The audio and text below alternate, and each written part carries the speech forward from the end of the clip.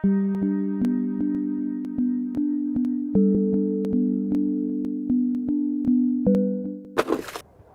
कमला, आराम से, सब ठीक तो है ना?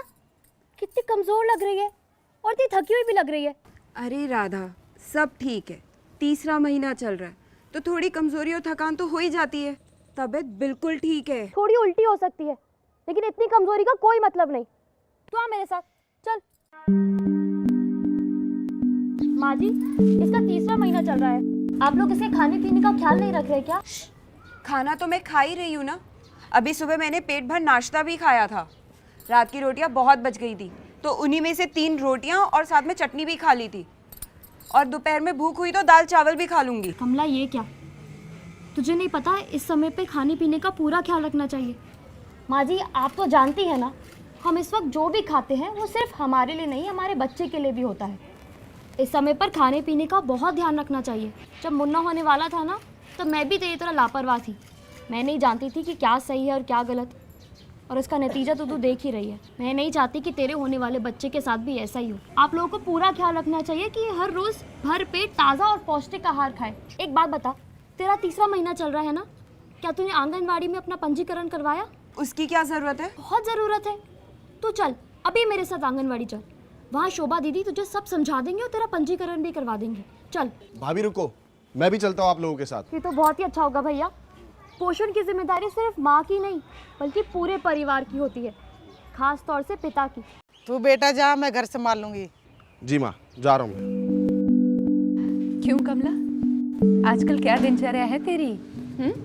खाने में क्या क्या लेती हो? दीदी जी, मैं सुबह 6 बजे उठ जाती हूँ, फिर घर का सारा काम करती हूँ, जैसे साफ सफाई, पानी भरना, गाय को नहलाना, खाना पकाना, कपड़े धोना। इन सब कामों में पूरा दिन निकल जाता है। अशोक, इस समय भी ये काम कर रहे हैं। तुझे ध्यान रखना चाहिए कि काम के साथ साथ इसे पूरा पूरा आराम भी मिले। और हाँ, इसके काम में तुझे भी हाथ बटाना है। याद रखना, कोई भी ऐसा काम जिसमें इसे वज़न उठाना पड़े या इसे झुकना पड़े, वो इसके लिए बहुत हानिकारक है। गर्भावस्था में सामान्य से 1/4 ज़्यादा खाना खाना बहुत ज़रूरी है कमला। और साथ ही माँ का 10 से 12 किलो वज़न बढ़ना भी बहुत ज़रूरी है। अगर वज़न नहीं बढ़ता तो गर्भ में पल रहे बच्चे के मानसिक विकास पर बुरा असर पड़ सकता है। अब सुनो, खाने में क्या क्या खाना ज़रूरी होता है। हरी पत्तेदार सब्जियां जैसे पालक, मेथी, चौलाई, बथुआ वगैरह, और उसके साथ साथ लाल, पीले और नारंगी रंग के फल और सब्जियां जैसे गाजर, टमाटर, सीताफल और आम इन्हें खिला। और इसके साथ साथ दालें, मूंग की दाल, काला चना, राजमा, अरहर और साथ ही अंकुरित दालें खिला, जिनमें कई तरह के पोषक तत्व होते हैं। और साथ साथ ज्वार, बाजरा, गेहूं, रागी, जो कि आसानी से उपलब्ध होता है। तुम्हारे और तुम्हारे होने वाले बच्चे के लिए बहुत फायदेमंद है। आंवला, नींबू, संतरा, मौसमी, खासकर खाने के साथ, क्योंकि इनसे शरीर को बीमारी से लड़ने की ताकत मिलती है और खून की कमी भी दूर रहती है। लेकिन इस तरह का खाना तो बहुत महंगा होता है, हम कहाँ से इतना महंगा खाना? अरे ये सारी चीज़ें तो तुम्हारे आसपास ही मिल जाती हैं। और ये सब्जियां तो तुम अपने खेत में या गमले में भी उगा सकते हो। संतुलित मात्रा में आयोडीन वाला नमक ही खिलाना, जो बच्चे का मानसिक विकास करता है। दिन में कम से कम 8 से 10 गिलास साफ पानी ये जरूर पिए। और अपने आसपास सफाई का वातावरण रखना है। और ये सब चीजें जैसे बीड़ी, सिगरेट, तंबाकू, शराब और किसी भी प्रकार की नशीली चीजों का इस्तेमाल न गर्भवती स्त्री और ना ही घर में कोई और करे। और कमला के खाना खाने से 1 घंटा पहले और 1 घंटे बाद तक चाय का सेवन भी नहीं होगा। तुमको हर महीने इसे जांच के लिए यहाँ आंगनवाड़ी केंद्र में आशा एएनएम के पास लाना होगा। और अब से बच्चे के जन्म के बाद तक और जब तक बच्चा 2 वर्ष का नहीं हो जाता तब तक कमला को पूरक पोषाहार मिलता रहेगा। और बच्चे को 6 माह से 6 साल की आयु तक पूरक पोषाहार व अन्य सेवाओं का लाभ मिलेगा।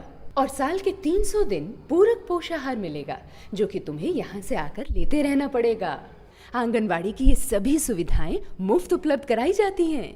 जी दीदी जी, मैं जांच के लिए ज़रूर लेकर जाऊंगा और पूरा आराम भी करने दूंगा। माँ को गर्भावस्था के दौरान अगर पोषण की कमी होती है तो कई मुश्किलें हो जाती हैं, जैसे समय से पहले प्रसव, बच्चे में कुपोषण, खून की कमी होना, बच्चे में मानसिक विकास की कमी होना। इसलिए माँ और पिता के लिए बहुत ज़रूरी है कि वो पोषण के बारे में सही सही जानकारी लें। समझ गया दीदी, मतलब बच्चे के स्वास्थ्य के लिए माँ का स्वस्थ रहना बेहद ज़रूरी है। आज से इसकी सारी खाने पीने की जिम्मेदारी मेरी। इस बारे में कोई भी और जानकारी चाहिए ना तुम्हें, तो कभी भी मेरे पास मिलने आ सकते हो। और ज़्यादा जानकारी चाहिए तुम अपने ज़िले के डीएम के दफ्तर में भी जा सकते हो और उन्हें इस बारे में सुझाव भी दे सकते हो। और कमला, अगर तुम्हें लगे कि मैं अपना काम सही ढंग से नहीं कर रही हूँ तो तुम मेरी भी शिकायत कर सकते हो डीएम दफ्तर में।